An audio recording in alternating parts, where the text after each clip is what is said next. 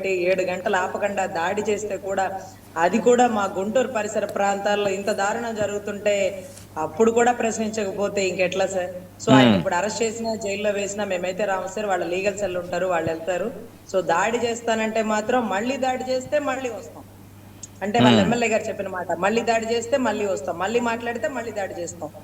So ఈ వర్షంలో మాత్రం ఎప్పుడు అందరూ నిలబడతారు సార్. ఎందుకంటే ప్రతిపక్ష నాయకులు ఇళ్ల మీద దాడి అనేది పూర్తిగా రాజకీయ నాయకులు అందరూ ఖండించదగింది. కానీ ఈసారి ఎందుకు ఖండించలేదో మాకు తెలియదు. కానీ మామూలుగా అయితే ఖండిస్తారండి. ఎందుకంటే నిప్పులు పెట్టే సాంప్రదాయం లేదు. ఎందుకంటే పెట్రోల్ బాంబులు వేసి జోగి రమేష్ గారు ఇల్లంతా కాల్చడం, వేయడం, ఇదంతా కనీసం ప్రజాప్రతినిధులు లేకపోతే అక్కడ ఉండే కార్యకర్తలు చేసినారనో అట్లీస్ట్ ఏదో ఒకటి ఆన్సర్ చెప్పడానికి అకౌంటబిలిటీ, రెస్పాన్సిబిలిటీ అంటారు కదా, ఆ 2 పదాలు వాడడం కోసమైనా వారిరువురు బయటకు వచ్చి చెప్పుండాల్సింది. బట్ హోమ్ మినిస్టర్ గారు సైతం దీన్ని ఖండిస్తున్నాము, ఇది తప్పు అంటూ కూడా ఎక్కడా మాట్లాడలేదు. అది ఓకే డన్. సో ఇంకా ఇంకా ఏం అడుగుతున్నారు సార్? పవన్ కళ్యాణ్ గారి అలా కాదండి, ఇప్పుడు పార్టీ 1 నోటీసులు ఇస్తున్నారు అంటే ఏంటి, దాని ఇంటెన్షన్ ఏంటి? 41A నోటీసులు ఇస్తున్నారంటే ఆ కేసులు ఉన్నాయి, వాటిని గుర్తు చేస్తున్నామనే ఉద్దేశమే తప్ప దగ్గర తీసుకునే అవకాశం లేనిదే 41A నోటీస్. దగ్గర తీసుకునే ఉద్దేశం ఉంటే అరెస్ట్ వారెంట్ అంటారు.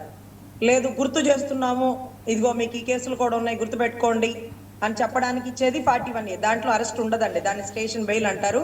హర్నిష్ కుమార్ గైడ్ లైన్స్ ఫాలో అవుతున్న దాన్ని 41A అంటారు సార్.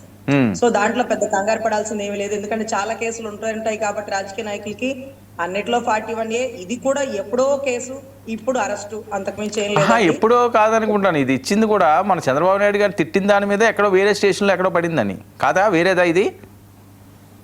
ఒకవేళ నాకు తెలియదండి, నేను చూడలేదు ఆయన మీద ఏం కేసులు వేశారో. నాకు ఇంక ఇదే పని కదా, ఆయనేమో నాకు ఫీజులు ఇవ్వడం, నేనేమో ఆయన లాయర్ కాదు. నాకు ఇదే పనిగా ఆయన కేసులన్నీ నేను ఏ సెక్షన్లు వేసినారు ఇవన్నీ చూడడానికి అదంతా అవదు. కానీ సో ఒకవేళ చంద్రబాబు గారికి సంబంధించిన అన్నారని మళ్ళీ ఇంకొక చాట వాళ్ళకి కేసులు వేసినా కానీ ఏవైనా స్టేషన్ బెయిలేనండి. ఎందుకంటే ముఖ్యమంత్రిని తిట్టినందుకు అరెస్ట్ అనేది లేదండి. ప్రధానమంత్రిని తిట్టినా అరెస్ట్ ఉండదు. ఎందుకంటే right to speech and expression కింద కొట్టేస్తారు కానీ దాంట్లో అరెస్ట్. ఎందుకంటే కమ్యూనిస్టులు ఎక్కడ మీటింగ్ పెట్టినా నరేంద్ర మోడీ గారిని దుమ్ముగా తిట్టేస్తుంటారు, అలానే అరెస్టులు ఉండవండి. సో ఎవరికి వారికి అవి ఉంటుంటాయి. కానీ ఇదేమంటే ఒక హోమ్ గార్డ్ అయినా సరే, ఒక యూనిఫామ్ లో ఉండే కానిస్టేబుల్ అయినా సరే వారి విధులకు ఆటంకపరిస్తే మాత్రం అది నాన్ బెయిలబుల్ అఫెన్స్ అవుతుంది, అరెస్టబుల్ సెక్షన్. కాబట్టి దాంట్లో అరెస్ట్ చేసినారండి. అది కూడా పట్టాపురం బేస్ కి సంబంధించిన సిఐని విధులకు ఆటంకపరిచినారని, ర్యాలీకి వెళ్తుంటే ఆయన అడ్డగిస్తుంటే ఆయన్ని పక్కకి నెట్టినారనో ఏదో ఆ గ్రౌండ్స్ లో అరెస్టేనండి. సో ఇదంతా కంగారు పడాల్సిన అవసరం ఏమి ఉండదు. 41A ఆయన కూడా పెద్దగా కంగారు పడకుండా ఇట్లా కూడా ఏదో సింటమ్ ఇచ్చారని అదెలా ఇస్తారు, ఇదెలా ఇస్తారు, ఇలా ఎలా అంటారు, అలా ఎలా అంటారు అంటూ కూడా అసెంబ్లీలో ఆయన ఒకసారి అంటే వీళ్ళు 4 సార్లు అని చూపించినారు. సో అది కూడా హాస్యాస్పదం అండి. ఏదో ఆయన అన్నారే అనుకోండి, భయపడట్లేదు, నేనేమి బాధపడట్లేదు అంటూ కార్యకర్తలకి ధైర్యాన్ని నింపుతూ ఇలా అన్నారు. దానికి కూడా మాజీ మంత్రివర్యులు అధ్యక్ష ఆయన ఇలా ఇలా ఇలా ఇలా ఎలా అంటారు అధ్యక్ష అంటే ఇదేంటో కర్ర పట్టుకొని రోడ్డు మీదకి వెళ్ళి గొడవ పడారా, నా కత్తి పట్టుకొని పొడి చేసినారా, ఇలా ఇలా అనే స్వేచ్ఛ కూడా ఒక వ్యక్తికి లేదు. లేకపోతే మాజీ మంత్రి అలా అనకూడదు అంటే ప్రజెంట్ మంత్రులు ఈ రోజు చక్కగా జబర్దస్త్ స్కిట్లు వేసి చక్కగా అందరినీ హాస్యాస్పదంగా నవ్విస్తుంటే అలా ఎలా అధ్యక్ష, అలా ఎలా నవ్విస్తారు, అలా ఎలా మాట్లాడతారు అని ఎక్కడన్నా అపేక్షణ ఏమి ఉందా అండి? ఎవరి స్వేచ్ఛ వారిది కదా. సో ఖచ్చితంగా ఇది ఖండించదగిందని నేనైతే అనుకుంటాను. ప్రతిపక్ష నాయకులు ఇళ్ల మీద దాడి అనేది పూర్తిగా రాజకీయ నాయకులు అందరూ ఖండించదగింది. కానీ ఈసారి ఎందుకు ఖండించలేదో మాకు తెలియదు. కానీ మామూలుగా అయితే ఖండిస్తారండి. ఎందుకంటే నిప్పులు పెట్టే సాంప్రదాయం లేదు. ఎందుకంటే పెట్రోల్ బాంబులు వేసి జోగి రమేష్ గారు ఇల్లంతా కాల్చడం, వేయడం, ఇదంతా కనీసం ప్రజాప్రతినిధులు లేకపోతే అక్కడ ఉండే కార్యకర్తలు చేసినారనో అట్లీస్ట్ ఏదో ఒకటి ఆన్సర్ చెప్పడానికి అకౌంటబిలిటీ, రెస్పాన్సిబిలిటీ అంటారు కదా, ఆ 2 పదాలు వాడడం కోసమైనా వారిరువురు బయటకు వచ్చి చెప్పుండాల్సింది. బట్ హోమ్ మినిస్టర్ గారు సైతం దీన్ని ఖండిస్తున్నాము, ఇది తప్పు అంటూ కూడా ఎక్కడా మాట్లాడలేదు. అది ఓకే డన్. సో ఇంకా ఇంకా ఏం అడుగుతున్నారు సార్? పవన్ కళ్యాణ్ గారి అలా కాదండి, ఇప్పుడు పార్టీ 1 నోటీసులు ఇస్తున్నారు అంటే ఏంటి, దాని ఇంటెన్షన్ ఏంటి? 41A నోటీసులు ఇస్తున్నారంటే ఆ కేసులు ఉన్నాయి, వాటిని గుర్తు చేస్తున్నామనే ఉద్దేశమే తప్ప దగ్గర తీసుకునే అవకాశం లేనిదే 41A నోటీస్. దగ్గర తీసుకునే ఉద్దేశం ఉంటే అరెస్ట్ వారెంట్ అంటారు. లేదు గుర్తు చేస్తున్నాము, ఇదిగో మీకు ఈ కేసులు కూడా ఉన్నాయి గుర్తు పెట్టుకోండి అని చెప్పడానికి ఇచ్చేది 41A. దాంట్లో అరెస్ట్ ఉండదండి, దాన్ని స్టేషన్ బెయిల్ అంటారు. హర్నిష్ కుమార్ గైడ్ లైన్స్ ఫాలో అవుతున్న దాన్ని 41A అంటారు సార్. సో దాంట్లో పెద్ద కంగారు పడాల్సింది ఏమీ లేదు. ఎందుకంటే చాలా కేసులు ఉంటాయి కాబట్టి రాజకీయ నాయకులకి అన్నిట్లో 41A ఇది కూడా ఎప్పుడో కేసు, ఇప్పుడు అరెస్టు, అంతకుమించి ఏం లేదండి. ఎప్పుడో కాదనుకుంటాను. ఇది ఇచ్చింది కూడా మన చంద్రబాబు నాయుడు గారు తిట్టిన దాని మీదే ఎక్కడో వేరే స్టేషన్లో ఎక్కడో పడిందని కాదా? వేరేదా ఇది? ఒకవేళ నాకు తెలియదండి, నేను చూడలేదు అసలు ఆయన మీద ఏం కేసులు వేశారో. నాకు ఇంక ఇదే పని కదా, ఆయనేమో నాకు ఫీజులు ఇవ్వడం, నేనేమో ఆయన లాయర్ కాదు. నాకు ఇదే పనిగా ఆయన కేసులన్నీ నేను ఏ సెక్షన్లు వేసినారు ఇవన్నీ చూడడానికి అదంతా అవదు. కానీ సో ఒకవేళ చంద్రబాబు గారికి సంబంధించిన అన్నారని మళ్ళీ ఇంకొక చాట వాళ్ళకి కేసులు వేసినా కానీ ఏవైనా స్టేషన్ వేయలేనండి. ఎందుకంటే ముఖ్యమంత్రిని తిట్టినందుకు అరెస్ట్ అనేది లేదండి.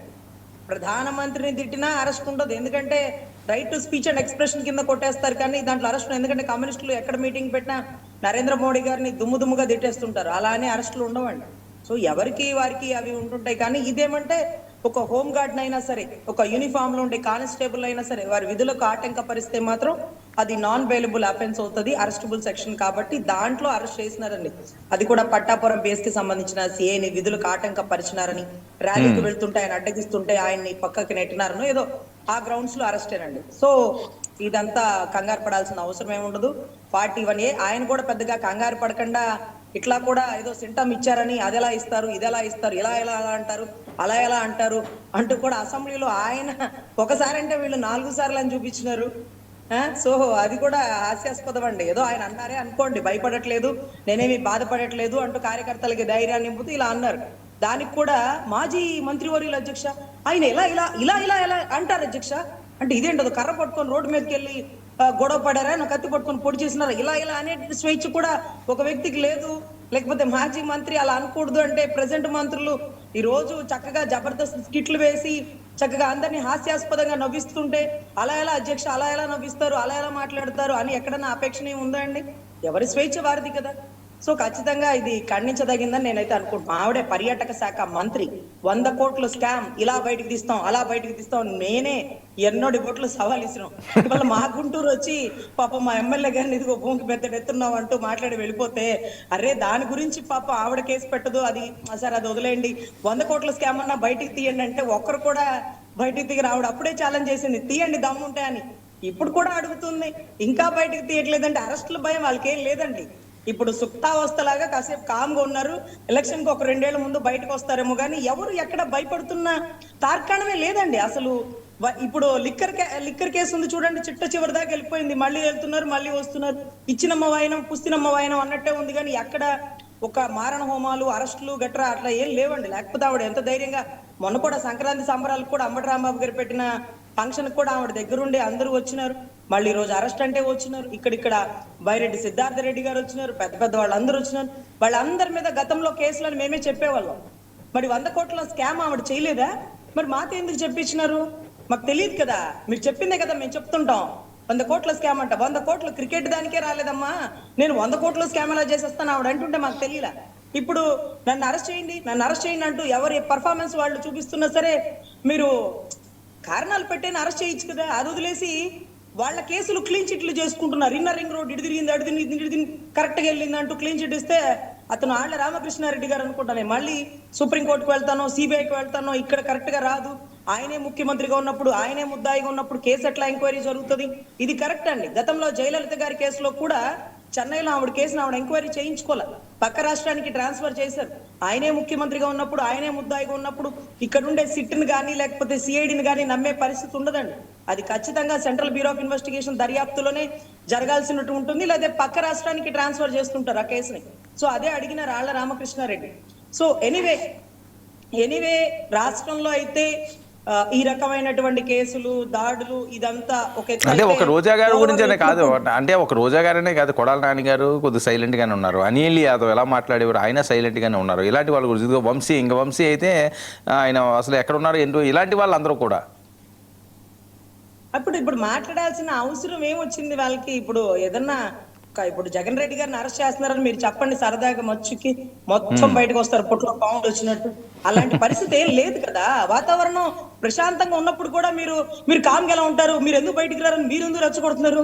రెచ్చగొట్టడం కాదండి, నియోజకవర్గాల్లో కూడా యాక్టివ్ గా చేయట్లేదు అని కొంతమంది. ఇప్పుడు పేరు నాని గారు ఉన్నారు, అంబటి గారు ఉన్నారు, వీళ్ళు రెగ్యులర్ గా మాట్లాడుతున్నారు.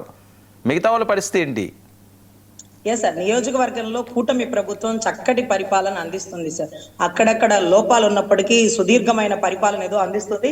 దీంట్లో ఉండే మైనస్లు ప్లస్లు ఏవైతే ఉంటాయి ఎలక్షన్ కి ఒక సంవత్సరం ముందు బయటకు వస్తాయి సార్. ఇంతవరకు కొత్త రేషన్ కార్డులు రాయలేదంట, ఆ తర్వాత ఒంటరి మహిళా పెన్షన్స్ లేవట, తర్వాత వృద్ధాప్య పెన్షన్ ఎంటర్ చేయాలి, ఇవన్నీ సమస్యలు వస్తున్నాయి. తర్వాత నిన్న కూడా మాకు జనసేనకు సంబంధించినటువంటి గుంటూరు అధ్యక్షుడు అడుగడుగున లంచాలు అధ్యక్ష, అడుగడుగునా లంచాలు. అరే ఆఖరికి ఎమ్మెల్యేతో ఫోన్ చేయించుకున్న రెవెన్యూ అధికారికి లంచాలు ఇస్తుంది. రెవెన్యూ అధికారి ఎందుకయ్యా లంచాలంటే నేను ఎమ్మెల్యేకి ఇవ్వాల్సి వస్తుంది అంటున్నాడు. ఎటు పోతుంది వ్యవస్థ? ఇలాంటి వ్యవస్థ నా స్థాపించేది అంటూ ఆయన కూడా మాట్లాడింది నేను చూసినానండి. సో ఎనీవే, వ్యవస్థలు అయితే అలా జరుగుతున్నాయి. బయటికి చెప్పాలంటే బాధగా ఉండొచ్చు, కూటమి ధర్మం అది కాకపోవచ్చు, whatever it may be, ఫ్యాక్టే కాబట్టి ఇవాళ కాకపోతే రేపైనా బయటకు వస్తుంది. గ్రౌండ్ లెవెల్ అయితే చాలా అస్తవ్యస్తంగా రెవెన్యూ కానీ, పోలీస్ వ్యవస్థ కానీ, కబ్జాలు కానీ, మట్టి మైనింగ్ కానీ, తవ్వకాలు కానీ ప్రతిదీ అలాగే ఉందండి. అతను వాళ్ళు 5 ఏళ్లలో చేసేది మనం 20 నెలల్లోనే చేసి అవతల పడేస్తుంటే మీరు గొప్ప మేం గొప్ప అని తెలుసుకునే పరిస్థితి అయితే నడుస్తుందండి. ఎనీవే, మంచి పరిపాలన అందించాలని కోరుకుంటున్నామండి. Right, okay.